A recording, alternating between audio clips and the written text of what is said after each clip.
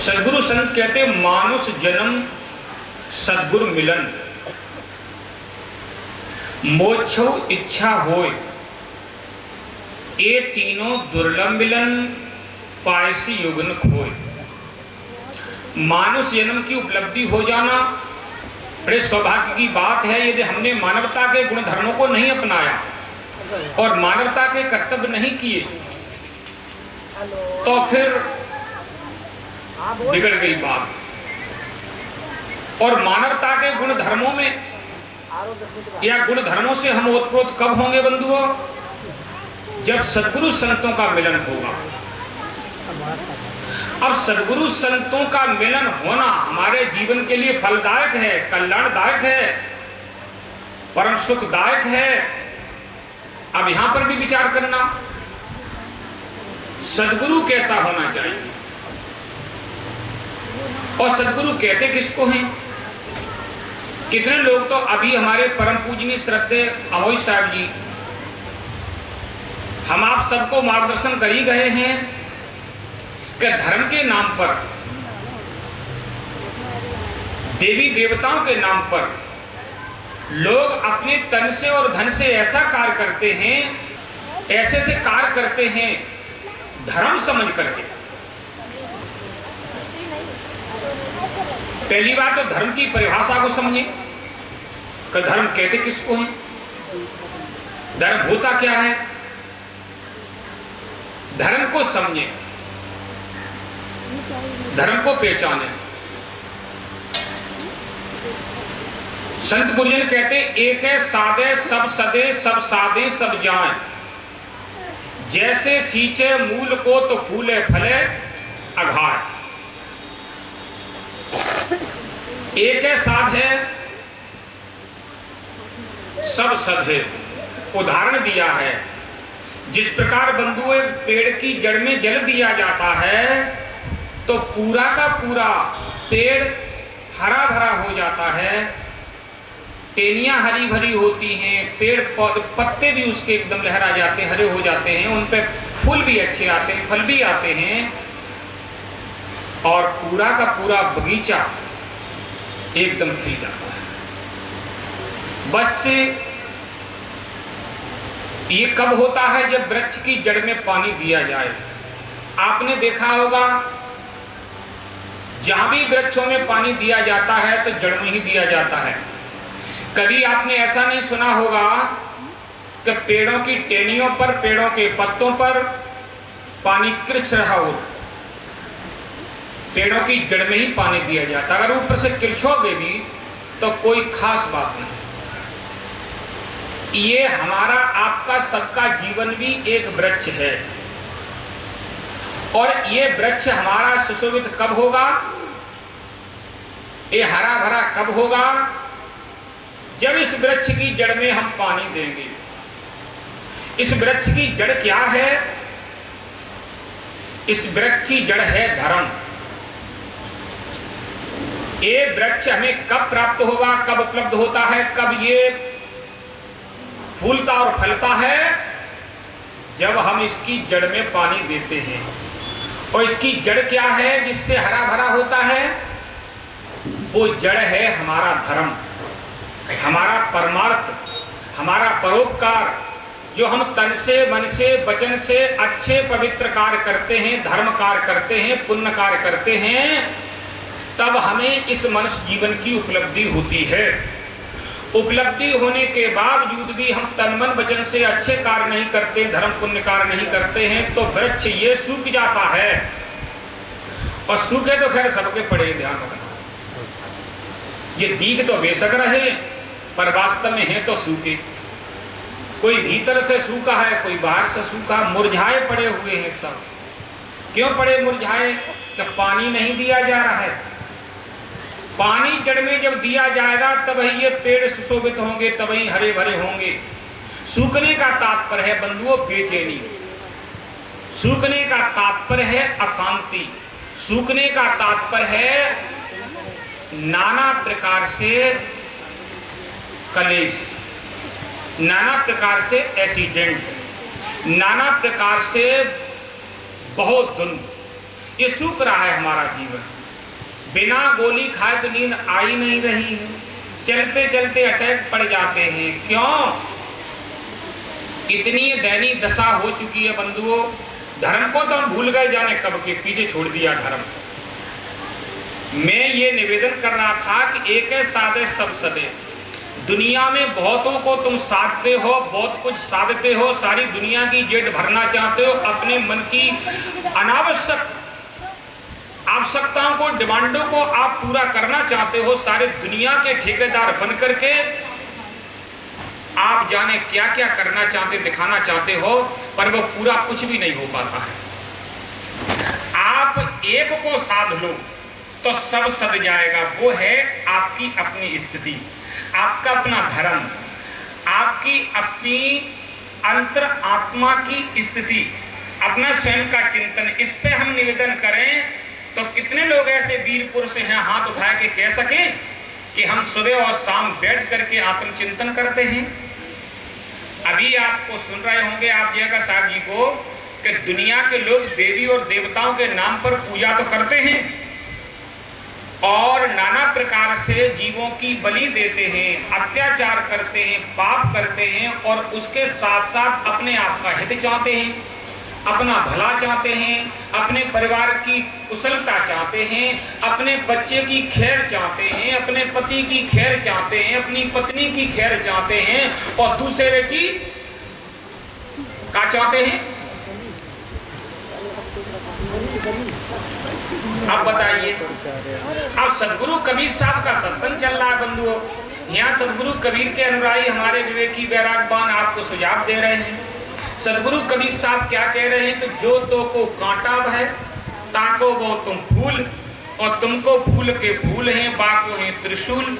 तो हमने जीवन में ये निश्चय कर लिया, हम तो अपने जीवन में दूसरों को कांटे ही बोएंगे, हम तो दूसरों को गड्ढे ही खोदेंगे। हमारे अपनी खैर के लिए चाहे दूसरे की बल देनी पड़े, पर हमारा हित कल्याण हो जाए, हमारा भला हो जाए, हम धनी हो जाएं, हम पद प्रतिष्ठा को पा जाएं, हम बहुत बड़े सारे विश्वपति हो जाएं। क्या ये संभव हो सकता है? नहीं हो सकता बंधुओं। हम दूसरे का बुरा करें। वे नाजुक जीवों ने क्या बिगाड़ दिया तुम्हारा, जो आप उनको ही मतलब आड़े ले रहे हो, उनको ही माध्यम बना रहे अपने बच्चे की खैर के लिए, बच्चे की उपलब्धि के लिए, अपने बच्चे के जन्म के लिए। जो तुम्हारी कोख सूख गई बाकी हरियाली के लिए। अरे हरियाली के काम करो। तो मैं क्या कह रहा हूं कि एक है साधे सब सदे। हम अपने धर्म के कार्य को करें तो हमारा बगीचा पूरा हरा भरा हो जाएगा। हम तन से धर्म न करें, मन से धर्म न करें, धन से धर्म न करें, वचन से धर्म न करें, नाना प्रकार से अधर्म करें, फिर मेरा खैर कैसे होगा, मेरा कासे का कल्याण नहीं हो सकता। तो इतनी बढ़िया बात आई कि जो तो को कांटा बहे ताको बहुत तुम फूल, तुमको फूल के फूल हैं, वाको हैं त्रिशूल। अब हम क्या ना ठेका ले लिया, हम किसी को क्यों फूल बहेंगे? फूल बहेंगे तो अपने लिए, दूसरे को तो कांटे ही बोएंगे। अब कांटे दूसरे को बोगे तो तुमको क्या मिलेगा? अब यहाँ पर तुम सोचो हमको फूल मिले तो संत सम्राट विश्ववंदनी सदगुरु कबीर साहब ऐसे प्रज्ञावान महापुरुषों के मुखारविंद की बात ये झूठी कैसे हो जाएगी? थोड़ी देर के लिए आप मन का धन कर सकते हैं बंधुओं, पर वो बात नहीं बन सकती है। सदगुरु संत कहते एक और लाख लोग, एक और बाज भी रहेंगे न लाख लोग रहे एक बाज भी। बात का न ज्ञान जिसे, धर्म का न ध्यान जिसे, मोह में जे रहे फंसे माया का नाज भी। कहते हैं अमोल ये बुद्ध से विचार के, धर्म को न छोड़े सत्य को न छोड़े, या धर्म को न छोड़े सत्य, यही एक बाजबी। जो धर्म को नहीं छोड़ता है, कितने भी आंधी बवंडर तूफान आ जाएं, सदगुरु कहते हैं कि आप अपने सत्य को मन त्यागिए, अपने धर्म को मन त्यागिए। बंधुओं, जिन लोगों ने सत्य धर्म के लिए अपने परिवार की बलि दे दी, अपने जीवन को न्यौछावर कर दिया, अपने धन से बेधन हो गए, कंगाल बन गए, पर आज उनके इतिहास हैं, पर धर्म को नहीं छोड़ा। धर्म के पथ पर चलने वाले वीरों के लिए संत कहते हैं कि जब तुम्हें परेशानी पीड़ा आ जाए उस समय आप विचलित नहीं हो जाना, क्योंकि हवा थोड़ी देर में निकल जाएगी, आप अपनी जगह बने रहिएगा। ऐसे वीरों के लिए संत कहते हैं, भला करने वाले भलाई किए जा, बुराइयों के बदले में दुआएं दिए जा। घड़ी दो घड़ी के बादल ये काले, ये दिन हमेशा नहीं रहने वाले। सहे जा सितम आंसुओं को पिए जा, बुराइयों के बदले में दुआएं दिए जा। पर हम क्या करते, नहीं नहीं, जो तुमको कांटा बहे ताको बो तुम फूल, तुमको फूल के फूल हैं, बाको हैं त्रिशूल। ये सदगुरु कबीर साहब जैसे महापुरुषों का। अब बात आती है धर्म पथ पे चलने वाले वीरों, मेरी माताओं, जब तुम्हारे सामने कष्ट पीड़ा परेशानी आए तो एकदम भटक नहीं जाना। पर क्या कहूं, ये परेशानी, वो बच्चा बीमार, वो भैंस बीमार, तब तक मिल गए दूसरे। आप यहाँ कहां चक्कर में पड़ गए नास्तिकों के, मां चले जाओ, हाँ एक थोड़ा ताजवीज बना देंगे और कोई दक्षिणा भेंट देने पड़ेगी, धर्म का गंगा जी चले जाना, तीर्थ यात्रा में चले जाना, ये काम वो काम, और ये करने से तुम्हारे सारे कार्य सिद्ध हो जाएंगे। परेशानी का हमारा बेचारा वो भटक जाता है, ऐसे खंडक में डाल दिया जाता है कि जिसका कोई पता नहीं। यहाँ पर एक बात साहब जी ने कही है, उस बीच में कुछ भी अधर्म करना पड़े, किसी ने कह दे इस देवता के नाम में तुम जाके बल चढ़ा दो, मुर्गा चढ़ाओ, भैंसा चढ़ाओ, बकरा चढ़ाओ, बकरियां चढ़ाओ, और आय पर किसी के बच्चे को चढ़ा दो तो जल्दी कार्य सिद्ध हो जाएगा। अरे जब उनके चढ़ाने से तुम्हारा कार्य सिद्ध हो जाएगा तो अपने बच्चे को ही चढ़ा दो तो और ज्यादा कार्य सिद्ध हो जाएगा। पर हम दूसरे के बच्चाओं को चढ़ा करके, बल दे करके अपना भला चाहे, कहां हो सकता। संत कहते हैं, चले आंधियां गम के तूफान आए, पर तेरे कदम डगमगाने न पाए। घुटे धम तो क्या सांस फिर भी लिए जा, बुराइयों के बदले में दुआएं दिए जा। हे बंधुओं, बड़े बड़े दानी और धर्मात्मा वीरों की आज चर्चाएं हैं कि धर्म के कारण उन्होंने क्या क्या कर दिया। आज तो धर्म को लेकर के इस प्रकार के अत्याचार करने, चाहे देवी देवता, खुदा, अल्लाह, ईश्वर, परमात्मा के नाम पर अधर्म, दूसरे की हत्या, तो साहब जी का ये मंत्र स्मरण रखना ज्यादा बड़ा मंत्र नहीं है कि जो तुमको कांटा बहे ताको वो तुम फूल। अब यहाँ पर पीछे बैठे भैया कहते नहीं नहीं ये बात नहीं है, तो वो बात सही है, आज के जमाने में कलयुग चल रहा है। बोले कौन सी? दो जो तुमको कांटा बहे ताको वो तुम भाला। वो वीर क्या समझेगा किसी बड़ा मर्द से पाला। तो आज की बात तो ये रह गई, क्रिया की प्रतिक्रिया नकलची बहुत दुनिया में बैठे। सदा भवानी दायनी, सन्मुख रहत गणेश, और तीन देव रक्षा करें, ब्रह्मा विष्णु महेश। दूसरा बैठा पर पार्टी जराई सही है तो चाय भवानी दायनी, सन्मुख रहत प्लेट, तीन देव रक्षा करें, बीड़ी पान सिगरेट। अब कौन से के गुरु ज्यादा ग्राहक होंगे, हिसाब लगा लो, दोनों बराबर के हैं। अब इसके साथ साथ अब आ जाइए, आप कर लीजिए अपनी मनमानी, परंतु आगे साहब जी ने कह दिया है कि तुमको फूल के फूल है। उदाहरण के लिए किसान अपने खेत में क्या पाता है, अपनी फसल जब बोता है तो उसको क्या मिलता है, जो भी बोता है सोई मिलता है। अगर आप गेहूं बोएंगे किसान तो गेहूं मिलेगा, चना बोएंगे तो चना मिलेगा, ऐसा ही होता है ना। मक्का बोएंगे तो मक्का मिलेगी। अगर पेड़ लगाएंगे, आम का पेड़ लगाएंगे तो आम खाओगे, अमरूद का लगाएंगे तो अमरूद मिलेंगे। अगर कांटों के पेड़ लगा दो तो क्या मिलेंगे, कांटे ही मिलेंगे। तो सदगुरु संत कहते तुलसी एतन खेत है, मन बच कर्म किसान, पाप पुण्य दो बीज हैं, बुवे सो नुले निदान। आप धर्म के नाम पर कुछ भी कार्य करें, पर यह ध्यान रखाएं कि इसमें कौन सा धर्म है, कौन सा अधर्म है, कौन सा पाप है, कौन सा पुण्य है। अगर किसी की जीव हत्या करके आप उसको धर्म मानते हैं, उसके बदले में आप कुछ प्राप्त करना चाहते हैं, तो साईं जी कहते हैं कि जीव घात ना कीजिए बहुर लेते हैं कान, तीर्थ गए बाँचो चे कोट हीरा दो। जीव घात ना कीजिए बहुर लेते हैं कान, तीर्थ गए न पांचों च कोट हीरा दो। कान कहते हैं बदला। जीव घात ना कीजिए बहुर लेते हैं कान, तीर्थ गए न पांचों च कोट हीरा दो दान, च करोड़ों हीरा दान दो। आप कुछ भी करो, आपके सामने वही आएगा जो आपने बो दिया। इसीलिए साहब जी इशारा कर रहे हैं कि आप वही काम करो जो आप चाहते हैं। ब्याज तो लगता है भैया, ब्याज लेने वाले जो पैसा देते हैं वे वैसे ही नहीं दे देते। अपना पैसा आपको देंगे तो उसके बदले में ब्याज लेंगे। जब पैसा की ब्याज लगती है तो क्या हमारे कर्मों की ब्याज? हम क्या करते हैं, मंदिर में जब जाते हैं ना, एक थाली लेकर के उसमें गुड़ तिल जौ चावल जंधल लेते हैं और सीधे जाकर के देवता के मुंह से कान से चपटा के, हे देवता, हे गणेश, हे हनुमान बाबा, हे करनगत सेन बाबा, हे मैया, हे फलानी दैया, ये सबके साथ हमारे लला की शादी हो जाए, हमारे पति को वो हो जाए, हमारे बच्चे का एडमिशन पूरा हो जाए, हमारे पति को मतलब इलेक्शन में विजय हो जाए। जो क्या क्या मांग लेते हैं, थोड़ी देर में अरबों खरबों की संपत्ति मांग लेते हो। और दिया क्या? नेक चिकना हाथ करके गुड़ शक्कर घी से और बाप पत्थर के यहाँ लगा दे गले यहाँ पे। अब ये बताइए कि वो मूर्ति है, न कुछ खाए न पिए न जिए न लिए।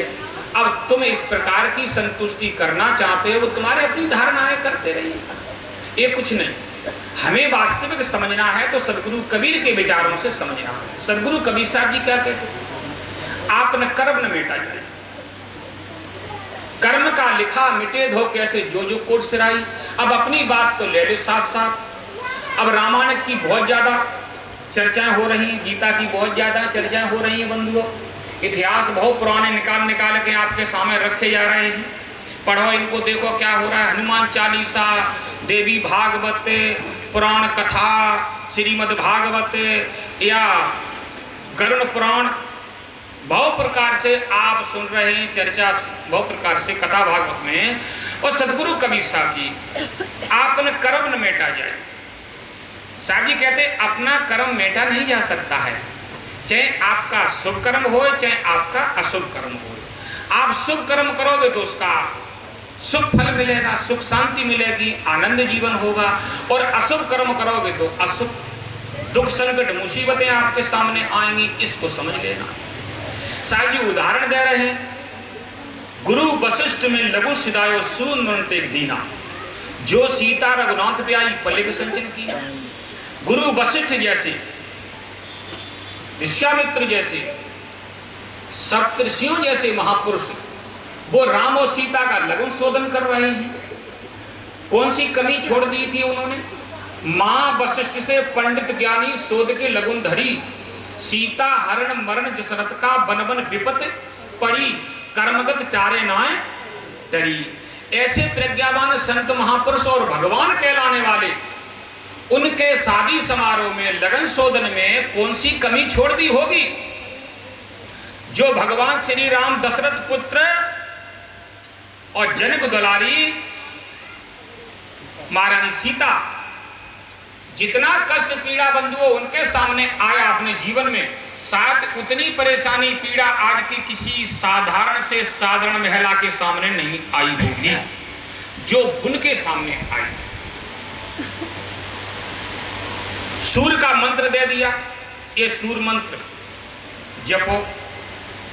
सूर्य का मंत्र ओम सूर्य देवाय नमः, ओम सूर्य देवाय नमः। ये मंत्र होते ओम नमः शिवाय, ओम नमः शिवाय, वासुदेवा श्रीमती भागवती वासुदेवाय नमः, श्री भगवते वासुदेवाय नमः। अब श्री भगवते वासुदेवाय नमः या ओम नमः शिवाय या श्री सूर्य देवाय नमः, ये कितने भी मंत्र हैं, सारे मंत्र आप जप लो, पर कसाईपन का काम करो। सारे मंत्र आप उच्चारण करो, आप किसी की जेबें काटो, सारे मंत्र उच्चारण करो, आप किसी के धन को हड़प लो, सारे मंत्र उच्चारण करो, नाना प्रकार से माता बहनों के साथ में छल कपट करो। तो ये मंत्र आपके हवा के झोंके हैं, ये मंत्र आपके कुछ नहीं कर सकते। सदगुरु कबीर साहब कहते हैं, अक्षर बढ़ा के अक्षरी, शब्दी बढ़ा के शब्द, और बामन बढ़ा के 53 वो बताओ मर्द। अरे ये तो सारे अक्षर आपसे ही उच्चारण हो रहे हैं। अरे अक्षरी को पहचानो भले हो, अक्षर के पीछे क्या पड़ रहा है? अक्षर जड़ है, और अक्षर जहां से उत्पन्न हो रहा है वो अक्षरी चेतन है, और वो ही है धर्म। उसका चिंतन करना धर्म है। अपने धर्म को पहचानो। धर्म तुम्हारा तुमसे अलग नहीं है, सत्य तुम्हारा तुमसे अलग नहीं है। सत्य हर प्राणी की अपनी अंतरात्मा है। आप उसका चिंतन करोगे, उसके अनुसार चलोगे, उसके साथ में दया धर्म परोपकार करोगे, उसके साथ में तन मन वचन से अच्छा कार्य करोगे, तो उसका फल तुम्हारे सामने आएगा। सदगुरु संत कहते नहीं सत्यात् परो धर्म, नारता पातकम परम, नहीं सत्यात् परम ज्ञानम, तस्मात् सत्यम समाचरी। वास्तव में सत्य से बढ़कर के कोई धर्म नहीं, और सत्य के ज्ञान से बढ़कर के कोई दुनिया में ज्ञान नहीं। अब आप उनसे सत्य को ढूंढ रहे हो। हाँ, सत्य ढूंढने वाली चीज नहीं है, सत्य समझने वाली चीज है, सत्य परखने वाली चीज है, सत्य जानने वाली चीज है। उसको जानो, परखो, पहचानो, और वो आपको पहचानने के लिए, परखने के लिए, जानने के लिए कहीं अपने से बाहर नहीं जाना है।